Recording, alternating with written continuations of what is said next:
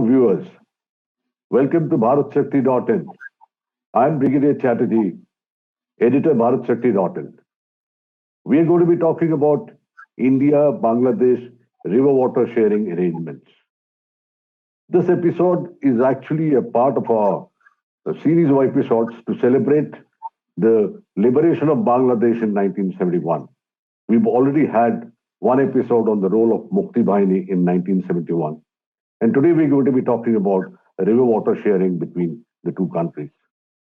South Asia is already facing increasing stress as far as water is concerned. Bangladesh and India are no exceptions. But both these countries have to get their act together. They have to manage the resources they already have in their countries, as also ensure those resources which flow through them from one to the other are so shared that both countries can possibly progress without having to experience a greater stress. I have with me Maj Gen A Chaturvedi from the Corps of Engineers, Indian Army.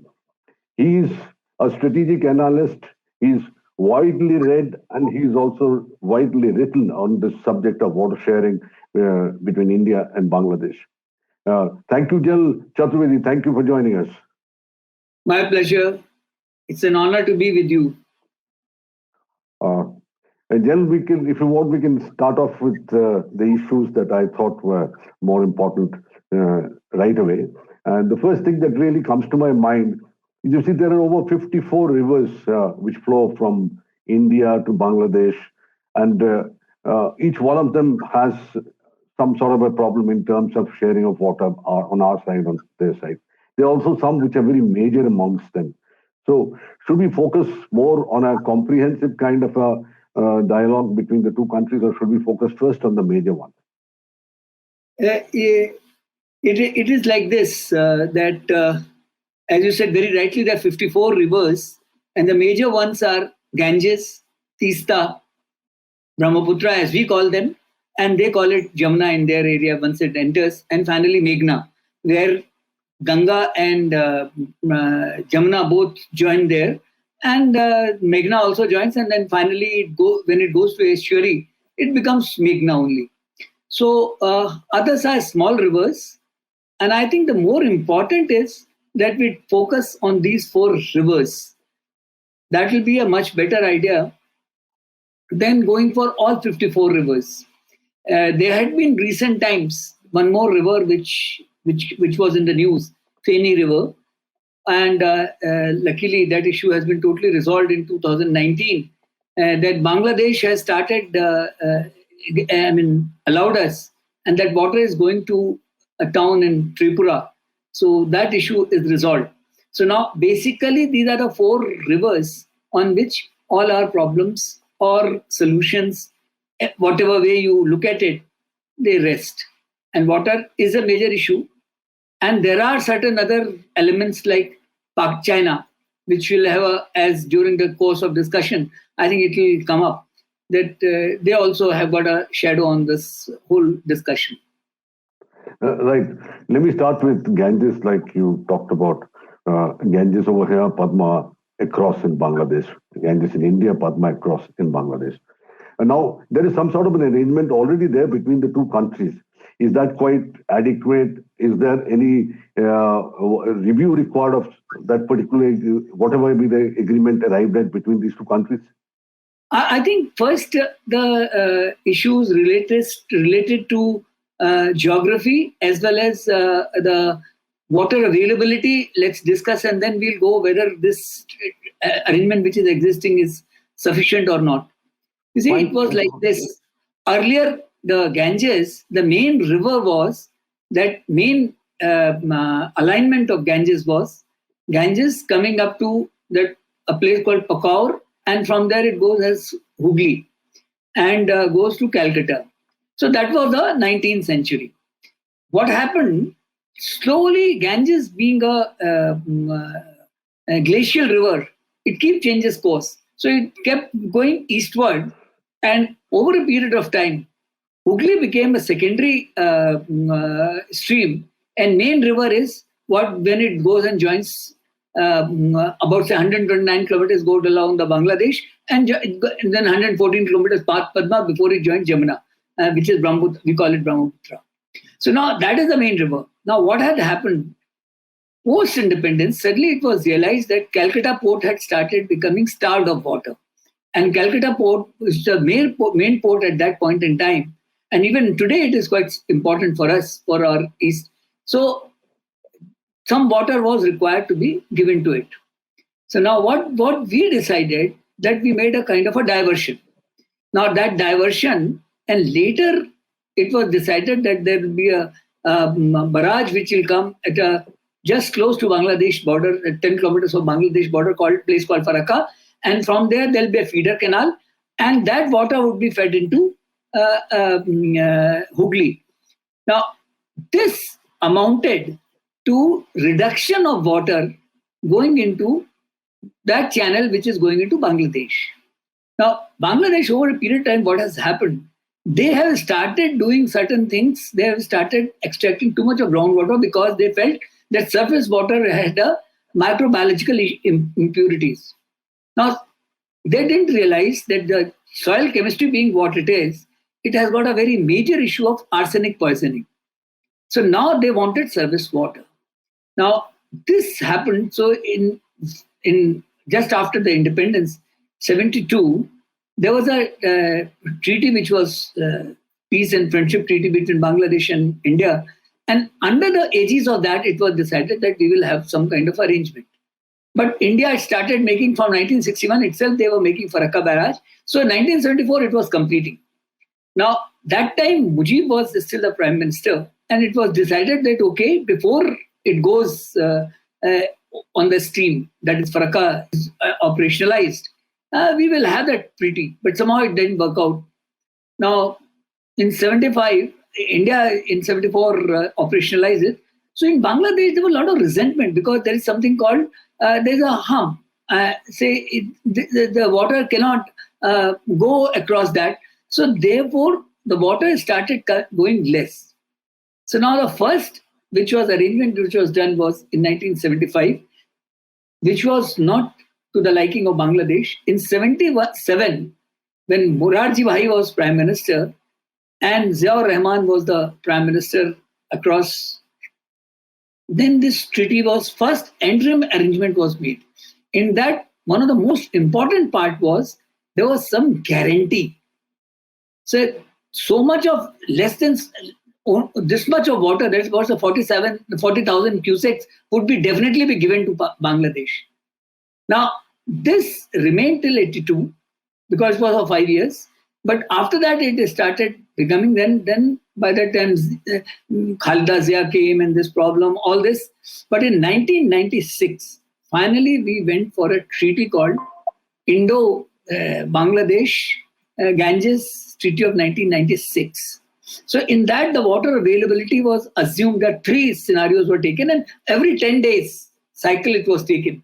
That's if it is 70,000 cusecs of water which is coming out of, say, at Farakka, then 50% will be shared by Bangladesh and 50% by India.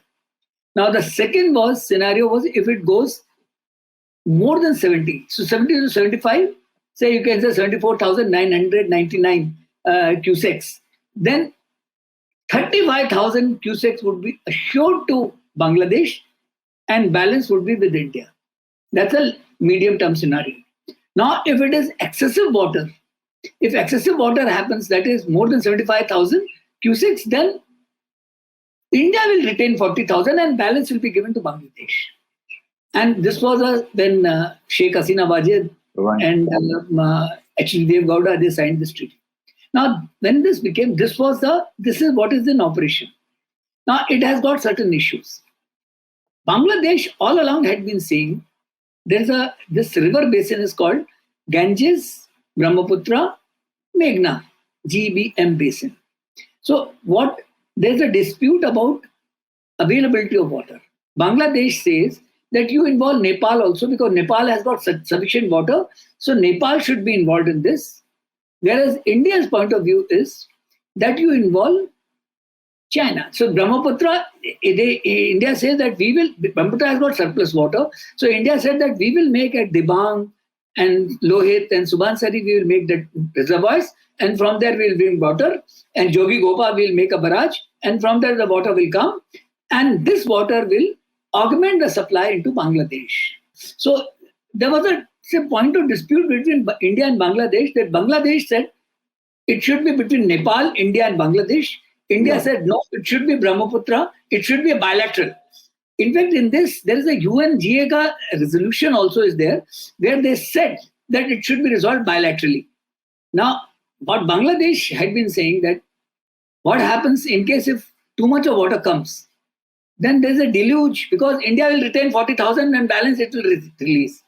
The difference between 75 treaty and this treaty is in that there was a guarantee. In this, there is no guarantee. But India says that we are giving you adequate water. So that is what it is. So there is a dispute. And now what is happening is, over a period of time, availability of water is reducing because of the climate change. Now, that is where issue stands as at this. This is operationalized in 2026. 26 it will be reviewed. After that, it will have to be, because now what is happening is, because of the population explosion, the requirement is increasing. But at the same time, because of the climate change, water availability is reducing. So we'll have to find some more innovative ways to do it. Right, then. Thank you for a very detailed explanation there. We'll have to go a little faster because I want to dwell a little more on Brahmaputra, and China also comes into the equation. I think that will be an interesting part of our discussion. But first of all, let's finish this thing in between these two rivers, Ganges on one side and, Brahmaputra on the other, the two very major rivers.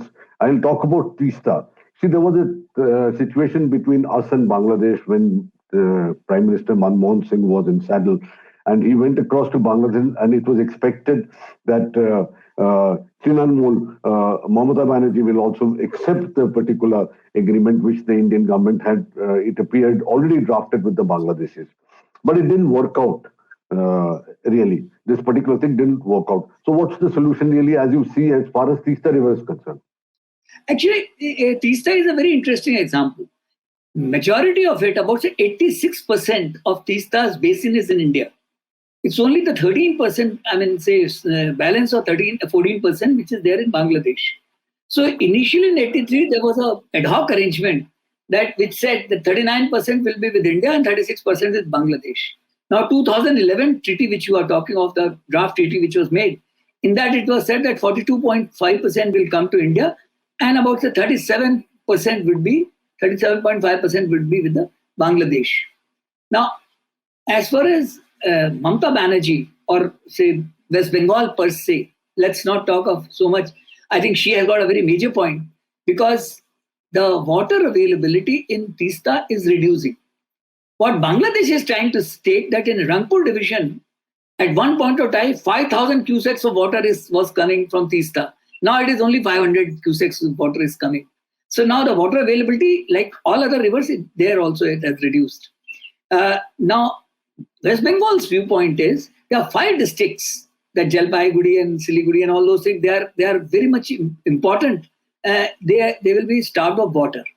So what she suggested, that there's a Torsa river, which is close to border, that should be shared rather than Teesta water being shared.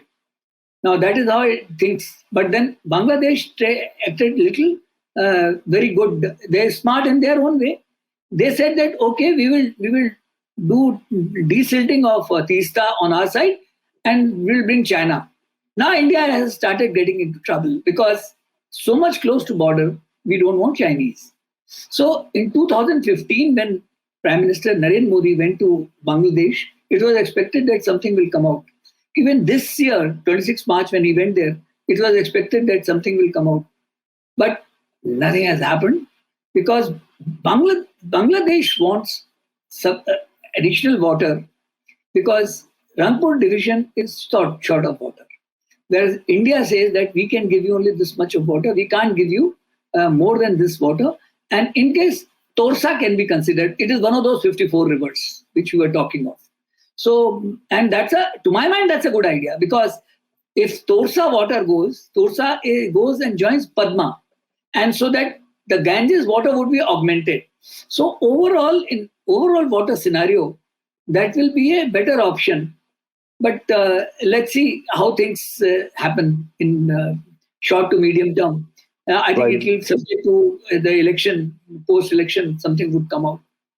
Right. Let's talk about Brahmaputra. That's the most interesting part of the story as I see it. And as far as Brahmaputra is concerned, the problem is, you see, it originates in Tibet and then flows through us and then to Bangladesh. So there is that upper riparian, middle and lower riparian, all those factors also come in. And the Chinese are also creating a huge dam there, Yarlung Tsangpo. You'll be aware of it very well.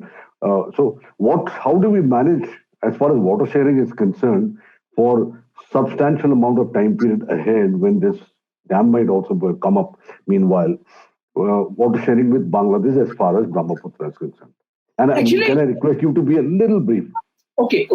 Actually, China will have to be a little more straight on this subject. What they are saying that we are making that Medog is the place at the Great Bend where they are making the dam, and which is 60 gigawatt. They are saying will be produced from there. Now, in case if that happens, they are saying it is run of the river water. Firstly, so much of precipitation is not there. It will have to be a reservoir. Will have to be made. Now, water which comes from there, it is in Arunachal, it will be Siam. And while in Arunachal, three more rivers, Dibang, Lohet, Subansiri, and the number of small rivers they join. And then it becomes Brahmaputra and it goes into Bangladesh. And it's about certain distances travels. There's a place called Bahadurgarh, where it goes and joins the Ganges, and then it goes. So now the pointed issue is that in case if they store so much of water, two disadvantage. One is that if you make a dam, the silt will not come down. If silt does not come out, it has got a lot of minerals. So there are certain assessments which have been done, and they are available. I will not bore your audience with the figures and facts. The matter is that if silt does not come, it does two damage. One, the banks get scoured because silt is something which keeps building the banks. So river will become more unstable. Rather, one. The second issue in this case is that silt which comes is very rich in minerals. So lower riparian states will have problem, and if so much of water is stopped there. So, and there is a 1997 Convention of Rights of Riparian States. China is not a signatory. I mean, India has signed, but not ratified. India has not ratified it. Bangladesh has also not ratified. So, therefore, China firstly will have to keep sharing the data. That is what I'm saying, that they should come clean.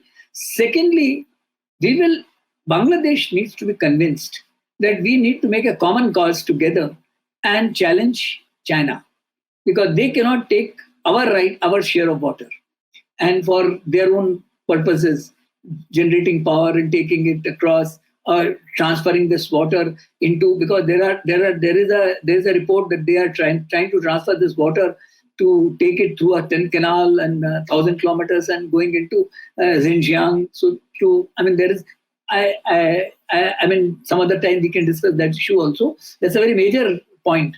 So this water stealing by China will have to be challenged, and both are affected because more than 1 million people are you can say almost people are in the downstream of Medog, where they are making, and Medog is just close to. So what India is trying to do is that they are trying to make a dam on Dibang and Subansiri and all those places, and earlier they had planned, but it was abandoned. Now it is there, so it's a 10 gigawatt or something. But that may be, to my mind, is a knee-jerk reaction. Ideal would be that India, Bangladesh, they get together and challenge China on this issue. Right. Thank you, General. I think we'll finish the discussion there. It was extremely interesting. One point which I mean, we have missed. Share Sure. which I'll just add 2 lines. On Meghna and then Barak River, there is a dam which is planned, that is Tipai Mok. And it was with the consent of Bangladesh that it was decided. So in that there will be a reservoir, will be because flood control as well as power generation. Now in this, our Manipur and Mizoram, certain area would be inundated and inundated permanently. Now, and it will be, this dam would become the Chula Chandpur in say Mizoram, in Manipur. Now that is a very major issue, and Bangladesh is also now started saying that you are stopping the water. Earlier they were part of it. So therefore, I think the overall, in conclusion, I would like to say one thing, that Bangladesh and India should get together, and a very good model is there of power sharing. Power sharing is very nicely has been done between Bangladesh and India, and there's a BBIN corridor. My suggestion would be that similar thing can be thought in terms of water, and because Indian subcontinent is a monolithic in its geographical resources. So therefore, these artificial political boundaries have caused havoc. So all these things, all 54 can be thought of, that how best we can make use of for the humanity of both the countries. And that will be a very important aspect. Right. Thank you, Jill, and thank you so much. I think it was a very interesting discussion. I'm sure our viewers have really enjoyed it. And thank you for joining us, especially because this is also our, like I told you, one of those episodes for celebrating the liberation of Bangladesh in 1971, the 50th anniversary of it. Thank you, viewers. Thanks for joining us. And please do join in whenever you find time, and you will find such interesting discussions. Thank you, Jill, once again. Thank you.